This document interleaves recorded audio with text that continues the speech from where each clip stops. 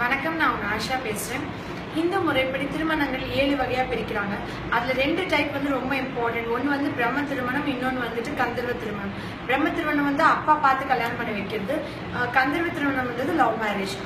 என்ன type of மேரேஜா இருந்தாலும், அது என்ன மதமா இருந்தாலும், ஜென்ரலா வைஃப்ஸ் என்ன மாதிரி விஷயங்கள் எல்லாம் நம்மளோட மிஸ்டேக்ஸ் இருக்கும், இதெல்லாம் நம்ம கரெக்ட் பண்ணிக்கலாம்ன்றதை பத்தி தான் இந்த வீடியோ நான் பேச போறேன்.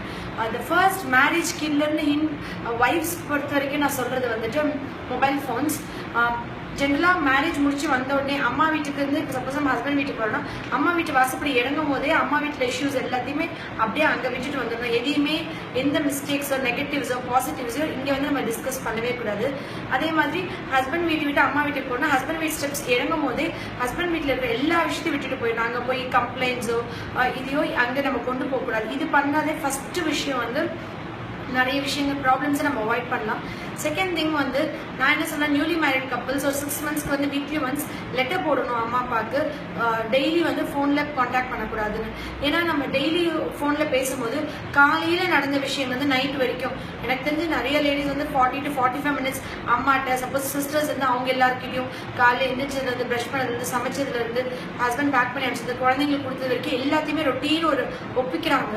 அந்த மாதிரி பண்றது ஒரு பெரிய மேரேஜ் கில்லர் என்ன பொறுத்த வரைக்கும். ஏன்னா நிறைய மதர்ஸ் வந்துட்டு சிஸ்டர்ஸ் வந்து ரொம்ப மிஸ்கைட் பண்ணிடுவாங்க. எப்படின்னா அவங்க இன்டென்ஷனலா ப்ராப்ளம் பண்ணணும்னு பண்றதுல, பட் நீ இவ்வளோ கஷ்டப்படுறியே, என் பொண்ணு எவ்வளோ சூப்பரா செல்லமா வளர்ந்தா, இது இவ்வளோ பண்றாளே அப்படின்னு பரிதாபப்படுது. சைக்காலஜிக்கலா அந்த பொண்ணுக்கு எப்படின்னா ஆள் மனசு நம்ம ரொம்ப கஷ்டப்படுறோம். நம்ம ஒரு குழந்தை வந்து பிறந்தோடனே ஒரு வயசுல நடக்கும்போது அது வந்து லைஃபோட அட்வென்ச்சரா நினைக்கிறோம், ரொம்ப நல்ல விஷயம். நடக்கலாம் கவலைப்படுறோம், நடக்கணும், நீ இந்த ஏஜ்க்கு கரெக்டான க்ரோத் டெவலப்மெண்ட் இருக்கணும், நீ நடக்கும்போது கீழே விழுந்தாலும் அது பரவாயில்ல எந்திரிச்சு நடன்னு சொல்றோம்ல. அதே மாதிரி மேரேஜும் ஒரு லைஃபோட ஒரு அட்வென்ச்சர், அடுத்த ஸ்டெப். அது வந்து ஒரு ஹாப்பியான மொமெண்ட். அதை வந்து அவங்க பண்ற நிறைய மிஸ்டேக்ஸோ விழுகிறதோ லெட் தெம் ஃபேஸ்.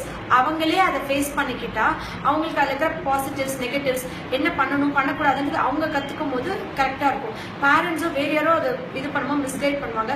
அதிகபட்சமா பெண்கள் வந்து அப்பா அம்மாவோடையோ சிஸ்டர்ஸோடையோ பேசுறது வந்து ஃபீமேல் விஷயத்துல தான் அது நிறைய நடக்குது.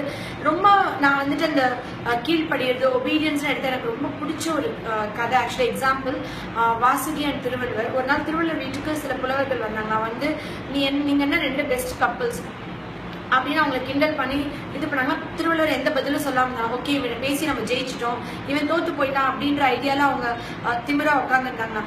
அப்ப அந்த அம்மா வந்து வாசுகி தண்ணி இறைச்சிட்டு இருந்தாங்களா கிணத்துல. அவங்க வாசுகின்னு கூப்பிட்ட உடனே அப்படியே விட்டுட்டு அவங்க வந்தாங்களா.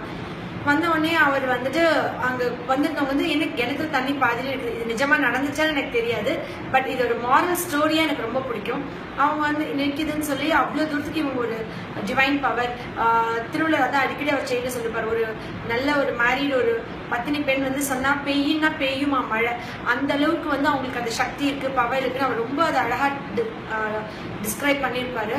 அவங்க வந்த உடனே அவங்க வந்துட்டு நீங்க இது எடுத்துட்டு வாங்க, எனக்கு வெளிச்சம் தெரியல, லைட் எடுத்துட்டு வா, எனக்கு இருட்டா இருக்குன்னு சொன்னாரா பட்ட பகல்ல. அந்த அம்மாவும் வந்து ஏன் இருட்டா இருக்குன்னு சொல்றீங்க, வெளிச்சமா தானே இருக்கு, இதுக்கு எதுக்கு லைட் வேணும், உங்களுக்கு நீங்க என்ன கிண்டல் பண்றீங்களா அப்படின்லாம் எதுவுமே சொல்லாம அவங்க லைட் எடுத்து அமைதியா காமிச்சாங்களாம். ஒரு சிறந்த தம்பதியினருக்கான ஒரு இது எவ்வளவு தூரத்துக்கு ஒபீடியன்ஸ்ன்றது. இப்போ ஒரு ஃபார்மாலிட்டிக்கு விளையாட்டுக்கு கூட ஏன் லெனினே கூட என்ன அந்த மாதிரி கூப்பிட முடியாது, வெயிட் பண்ணுங்க 2 மினிட்ஸ் நான் வேலையா இருக்கேன்னு சொல்லுவேன். இல்ல நீங்க அமைய சர்வெண்ட், நான் வந்து நீ கூப்பிட்ட உடனே ஓடி வந்து நிக்கணுமா, இதுதான் ஜென்ரலா இப்ப இருக்கிற mind set even for me. But ஒபீடியன்ஸ்ன்றது இவ்வளவு தூரத்துக்கு இருந்திருக்கு, இவ்வளவு தூரத்துக்கு வந்து அந்த அது வந்து பிகாஸ் ஆஃப் லவ், அன்கண்டிஷனல். நீங்க எனக்கு இது பண்ணுங்க, என் ஹஸ்பண்ட் எனக்கு இது பண்ணாங்க, இந்த ஜுவல்ஸோ ஆர்னமெண்ட்ஸோ இல்ல இந்த விஷயங்களோ வசதியோ வாய்ப்போ பண்ணி கொடுத்துருக்காங்க, அதனால நான் லவ் பண்றேன்றது லவ்வே கிடையாது. நீங்க எப்படி இருந்தாலும், நீங்களா இருந்தாலும், நீங்க எனக்கு செஞ்சாலும் செய்யாட்டாலும் நான் உங்களை லவ் பண்ணிட்டே இருப்பேன் until my death. Unconditional spontaneous overflows true love அப்படின்றது வந்து ஒரு சின்ன வெர்ஷன் அண்ட் மோட்டோ என்னோடது. எந்த ஒரு சண்டை வந்தாலும் ஒரு பிரச்சனை வந்தாலும் அதில் வந்து ஈகோயிசம் இருக்கக்கூடாது. என் உடம்பு என் கணவருக்கு சொந்தம், என் கணவரோட உடம்பு எனக்கு சொந்தம்ன்ற லாஜிக்குள்ள வரும்போது ஈகோ வரவே வராது. ஈகோ இல்லைன்னா எந்த பிரச்சனைக்கும் பெருசா ஆகாது. அவர் வந்து பேசிட்டோம், அவர் வந்து சமாதானப்படுத்திட்டோம், அவர் வந்து நம்மள ஆறுதல் படுத்திட்டோம், நம்ம இவ்வளவு கஷ்டப்பட்டு நம்மள அழ வச்சாரு அப்படிலாம் இல்லாம ஃபர்ஸ்ட் பேசுறது நம்மளா இருக்கணும். ஒரு ஸ்டெப் இறங்கி போகணும்னு நான் சொல்லுவேன். எப்பயுமே வந்துட்டு பழைய விஷயங்கள் பழசு பேசுனதெல்லாம் டிஸ்கஸ் பண்ணக்கூடாது. அதை பத்தினா ஒரு பெரிய வலியோ வேதனையோ காயங்களையும் நம்ம வந்து மனசுல சுமந்துட்டு போக கூடாது.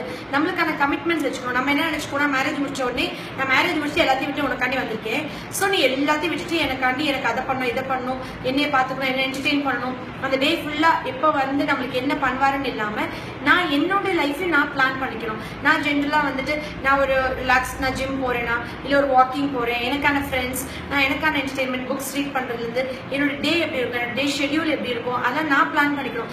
எந்த ஒரு கமிட்மெண்ட் எந்த ஒரு ஃபியூச்சர் எய்முமே இல்லாம சமைக்க, துணி துவைக்க, பாத்திரம் விளக்க, அப்புறம் அந்த வாரம் ஃபுல்லா வெயிட் பண்ண, அப்புறம் அவர் நம்மளுக்கான ரிலாக்ஸேஷனா இருக்கணும், அவர் மட்டும் தான் நம்மளுக்கான அவுட்லெட்டா இருக்கும், நம்ம வைக்கிறது தான் முதல் தப்பு. அவ்வளவு ப்ரெஷர் அவங்களுக்கும் நம்ம கொடுக்க வேண்டாம். let them enjoy. அவங்களோட ஃப்ரெண்ட்ஸ் அவங்களோட இருக்கட்டும், அவங்களோட அம்மா அப்பா ரிலேட்டிவ்ஸ் அந்த ஸ்பேஸ் நம்ம கொஞ்சம் கொடுக்கணும். அவங்களுக்கான இண்டிவிஜுவாலிட்டி நம்மளுக்கு ஏற்ற மாதிரி அவங்க கம்ப்ளீட்டா மாறணும்னு நம்ம நினைக்கிறது ரொம்ப தப்பு. எல்லா லேடிஸோட மென்டாலிட்டி வந்து ஹஸ்பண்ட் கொஞ்சம் கூட மாறவே இல்லை. why should he change? இதுதான் அவரோட நேச்சர், இதுதான் அவரோட கேரக்டர். எவ்வளவு ஹாப்பியா அதெல்லாம் நான் என்ஜாய் பண்றேன், எவ்வளவு சந்தோஷமா இந்த ஃபேமிலியை வச்சுக்கிறேன். At end of the life வந்துட்டு அவர் வந்து அவராகவே இருக்காரா அப்படின்றது தான் ரொம்ப இம்பார்ட்டன்ட். ஜென்ரலா நான் ரொம்ப இது பண்றது வந்து ஹஸ்பண்டை இரிட்டேட் பண்ணும், ஹஸ்பண்டை டார்ச்சர் பண்ணும், ஹஸ்பண்டோட சண்டை போடணும், இல்ல அவரை வந்து உங்களுக்குன்னா லேடிஸ் பண்ற மெயினான விஷயம் வந்து குழந்தைங்களை அடிக்கிறதோ திட்டுறதோ கோவப்படுறதோ. இது வந்து ஃபர்ஸ்ட் மேரேஜ் ஒரு பெரிய கிரைசிஸ் உண்டாக்கக்கூடியது. அதே மாதிரி ஒரு பெரிய ஜட்மெண்ட் எரர் ஒரு ஒய்ஃப்க்கு எப்போ வரும் அப்படின்னா, அந்த ஒய்ஃப் எப்போ சஸ்பீஷியஸ்னஸ் சந்தேகம்ன்ற சத்ரு வீட்டுக்குள்ள வந்துருச்சு அப்படின்னா அந்த குடும்பத்துல நிம்மதி இருக்கவே இருக்காது. அதே மாதிரி எந்த சூழ்நிலையும் எந்த சிச்சுவேஷன்லயும் ஹஸ்பண்ட் அவருக்கான ஸ்பேஸோ ஃப்ரெண்ட்ஸோ லெட் ஹிம் மெயின்டைன். அதே மாதிரி ஹஸ்பண்டோட ஃப்ரெண்ட் வந்து ஹஸ்பண்டோட ஃப்ரெண்ட் அந்த லிமிட்ஸ்ல தான் எப்பயுமே நம்மளோட இருக்கணும். எந்த சிச்சுவேஷன்லயும் ஹஸ்பண்ட் விட நம்மளுக்கு ரொம்ப க்ளோஸ் ஆகணும்னு அவசியமே இல்லை. நாட் பிகாஸ் அது சஸ்பீஷியஸ்னஸ்னால கிடையாது. எனக்கு ரொம்ப பிடிச்ச கதை வந்து மகாபாரதத்துல வந்து கர்ணனும் துரியோதனும் பெஸ்ட் ஃப்ரெண்ட்ஸ். அதே மாதிரி துரியோதனோட ஒய்ஃப் பானுமதி வந்துட்டு ரொம்ப நல்ல கர்ணனோட ஒரு ஃப்ரெண்டு. ரெண்டு பேரும் ஒரு நாள் விளையாடிட்டு இருக்கும்போது அவங்க தோக்குற மாதிரி சுச்சுவேஷன் வரும். அவங்க வந்து திடீர்னு எந்திரிச்சு நிற்பாங்க துரியோதன் வரதை பார்த்துட்டு. இவர் திரும்பி உட்காந்துருக்கனால இவருக்கு தெரியாம அவங்க எங்க தோத்து போறணும்னு போறாங்கன்னு நினைச்சு அவங்க பிடிச்சி இழுக்கும் போது அவங்க இடுப்புல இருக்கிற அந்த முத்து அந்த ஒட்டியான பிஞ்சு ஃபுல்லா கீழே விடும். அப்ப அவர் வந்துட்டு அவர் ஃப்ரெண்ட் கொஞ்சம் கூட சஸ்பெக்ட் பண்ணாம நான் இதை அல்லவா இல்ல பொறுக்கி எடுக்கவா அப்படின்னு கேட்பாரு. அந்த நான் எதுக்கு சொல்ல வரேன்னா, இப்ப யாரும் பானுமதி மாதிரியோ துரியோதன் மாதிரி இல்லைன்னு சொல்ல வரல. எந்த ஃப்ரெண்ட்ஸும் இப்ப கர்ணன் மாதிரி இருக்கணும்னு தேவையே கிடையாது. எந்த ஒரு விஷயத்தையும் என் கணவர்கிட்ட என்னால சொல்ல முடியுமோ எந்த சிச்சுவேஷன்னாலும் அந்த விஷயத்த நான் தைரியமா பண்ணலாம். இது இவர்கிட்ட சொல்ல முடியாது, இல்ல இதை சொன்னா அவர் கோவப்படுவாங்க இல்ல கோச்சுக்குவாங்க அப்படின்னு இருக்கிற எந்த விஷயத்தையும் ஒரு மனைவி என்னைக்கு செய்யாம இருக்காங்களோ அன்னைக்கு அந்த ஃபேமிலி வந்து பீஸ்ஃபுல்லாக ஹாப்பியா இருக்கும். கணவன் அல்லாத இன்னொரு ஆண்மகன் கிட்ட தன்னோட பர்சனல் இஷ்யூஸோ ஸ்ட்ரெஸ் டிப்ரெஷன் கவலையோ இல்லை தன்னோட சந்தோஷங்கள் விருப்பு வெறுப்பு எந்த சூழ்நிலையும் டிஸ்கஸ் பண்ணுறது ஹெல்தியான ரிலேஷன்ஷிப்பாக இருக்கவே முடியாது. நான் ஜென்ரலா சொல்றது வந்து ஒரு ஹஸ்பண்ட் அண்ட் ஒய்ஃப் வந்துட்டு பயங்கரமா அருந்ததி நட்சத்திரமா வானத்துல போயிட்டு ஜொலிக்கணும், அப்படியே ஒரு யூனிக்கா தெரியணும், பல ஆயிரம் பேருக்கு ரோல் மாடலா இருக்கணும்னு கிடையாது. கணவரோட இருதயத்துல ஒரு அருந்ததியா இருந்தா போதும். என்னைக்குமே அவர் வந்துட்டு ஒரு பிளசண்டான சிச்சுவேஷன்ஸா கிரியேட் பண்ணி அவங்களோட ஹாப்பினஸ், அவங்களுக்கான டைம் கேர், அவங்களுக்கான ஸ்பேஸ் நம்ம கொடுக்கணும்னு நான் நினைக்கிறேன். நன்றி.